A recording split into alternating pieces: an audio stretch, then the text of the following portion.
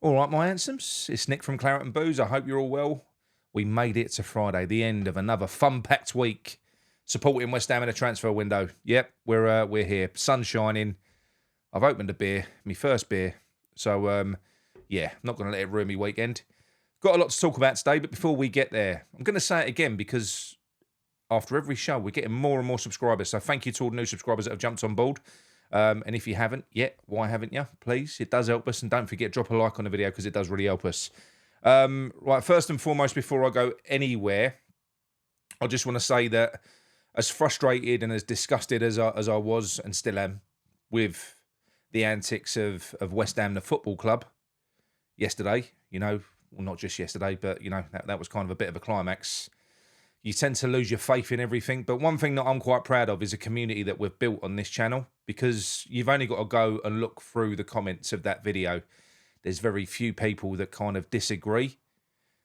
And that's quite important when you're talking about something like that, because I went on to talk about people's moral compass at the end of the video. And I think generally West Ham fans, the original West Ham fans of old, we're decent people. We are. We have got values. And I think this is a bit of a new breed thing, that Sullivan's brought in. I don't know. But I know there's a lot of people that are laughing and joking and taking the piss out of what's happened with that guy. And look, I don't care what other clubs do. I don't care. I care about what this club does. And there's a right and a wrong way. And what we did with that guy was despicable. It was. But it's done. It's dusted. It's finished. Let's just hope that Hermansen does come in. Nothing happens. We don't get gazumped at the last minute. That'd be fucking karma, wouldn't it? But let's hope that doesn't happen. I don't think it will, because he's worked with the goalkeeping coach before, and he's quite a decent guy. He's true to his word. So, yeah, look, I think we're going to get that deal done unless he fails a medical or something like that. So we've got our new goalkeeper, which is really, really good. It is good. Can't get overexcited about it because I don't know much about him. I'm not, and this isn't me criticising him. I'm going to go based on what everyone else is talking about, who seem to know everything about him. I don't. I really don't. In fact, the only time I've watched him, and this isn't me criticising him, the only time I've watched him probably last season was when we faced Leicester. We had 2 shots on target and scored 2 goals. So that's it. And I have seen a showreel with him taking risks, coming out of goal with mental. He comes out of goal really fast, like a bull in a china shop. His decision making ain't always there. He does do that bait the press thing, and it don't always work. He ain't good at claiming crosses. He's only just 6 foot as well, so he's not the best at sort of shot stopping from distance. So I'm sure he's going to be a good keeper because he's highly rated. He is, but I can't get too overexcited about this one because I don't know the player. I know about as much about him as what I did about John. I didn't know much about him either. I tend to not take too much notice of goalkeepers. I know people are saying that this is going to completely transform the way that West Ham play football. I'm going to wait and see. I'm going to proceed with caution and have a look. All right. I don't think it will transform the way that we play. I think we're going to play the same way, but probably more efficiently, because we'll now have a goalkeeper that can knock the ball about at the back with the other defenders. And I think that's going to be pretty much the plan. We're going to be knocking it about for 10 minutes between the defenders, deep midfielder, back to the goalkeeper, bait the press. All of a sudden, opponent, they take the bait, bit of space in behind, we feed it into James Ward-Prowse, he turns around, passes it back again. That's what's going to happen. But we're going to find out. We're playing Lille tomorrow, which I'm really looking forward to. All right? I'm really looking forward to it. Genuinely, I'm not taking the piss. Looking forward to that. Looking forward to seeing who he puts out. I'm assuming it's going to be Areola, because this guy he hasn't even signed yet, so it'll probably be unveiled tomorrow, I imagine. Rumour is that he's having his medical tonight or something like that. So yeah, so he'll be he's been given a number 1 jersey as well. So whether or not he'll start against Sunderland or not, I don't know. But I'm keen to see what happens against Lille tomorrow, the team that gets put out. That's going to be quite exciting. There is something that I am going to pull people up on this, though, all right, with this deal. I've seen a lot of people posting pictures of Potter going, my manager. He went into Sullivan's office swinging his dick, or him and McCauley swinging each other's dicks. And they said, Sullivan, oi, we don't want that goalkeeper. You've got to give us our goalkeeper. And Sullivan went, oh, all right, yeah, as you've asked so nicely, that's what I'll do.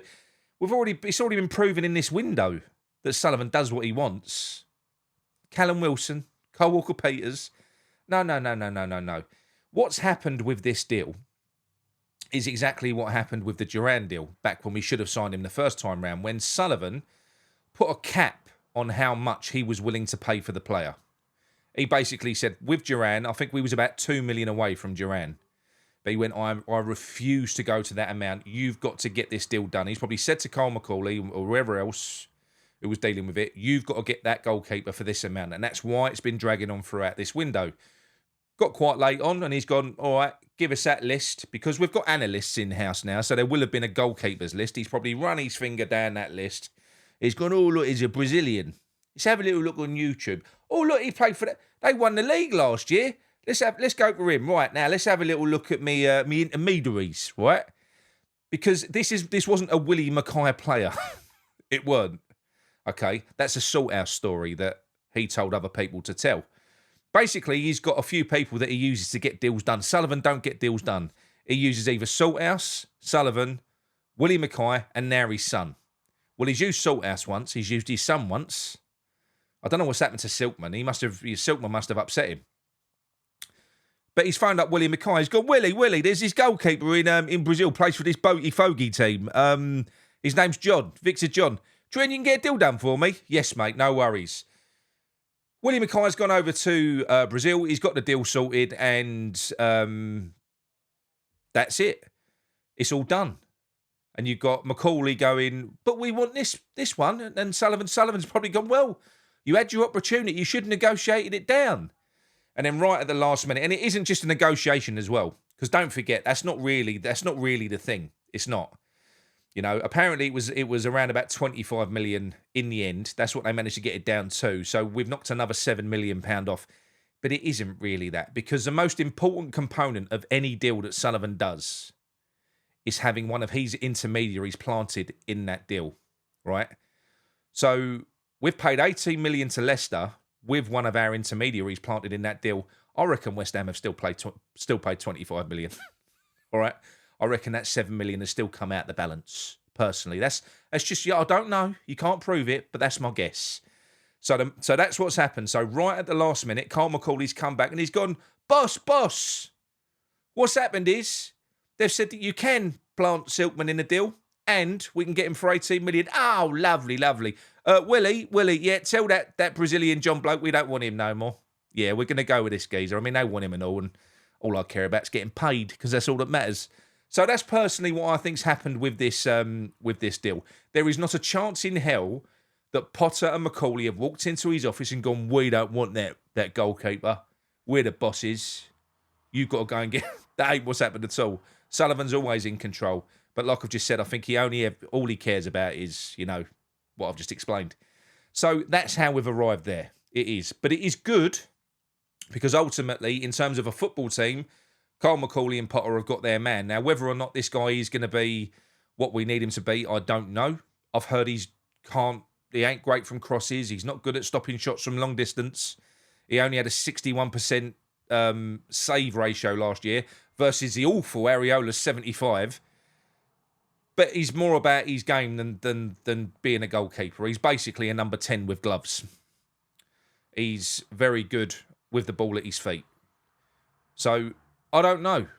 I'm uneducated with this style of football. Maybe he is going to be far more important and far less of a calamity than I think he's going to be. I don't know. I was far more excited with a conventional goalkeeper coming in. Someone that is actually a goalkeeper that's good at stopping the ball going in our net. I was very excited about that. Someone who was domineering and fucking loud and aggressive, shouted, barked, commanded his area, picked balls out the air from crosses. I was excited about that. I'm unsure about this because I don't know how this shit works. I don't like this style of football, really. Whether or not I'll grow to like it, I don't know. But I'm not going to lie to you. I don't know what to expect. So I can't really celebrate this. Welcome aboard, by the way. I hope you are brilliant. I'm confused by it. Like I said, it's like having a number 10 with gloves. So we shall see. We'll see what happens. you're getting loads of people that are jumping on this on other channels. Everyone's pumping this up like we've just landed Lionel Messi. I don't understand that either. Like I said, it's a fucking goalkeeper. It ain't changing the way that we're playing. Go out and get a midfielder, I'll get excited. Go out and get a striker, I'll get excited. Go out and get a goalkeeper. Ugh. Yeah, okay, good. We've got a new goalkeeper. So I hope he's good, all right? And that's the last I'm going to talk about Hermie Hermansen until the season starts. It's done, whatever. I've said this before we signed any of them. I'm not really a goalkeeper type of man. It sort of bores me. But one thing that you can rely on Claret and Booze for the rest of this transfer window is it is going to be a sanctuary for those that are fed up with all the bollocks like I am at the moment.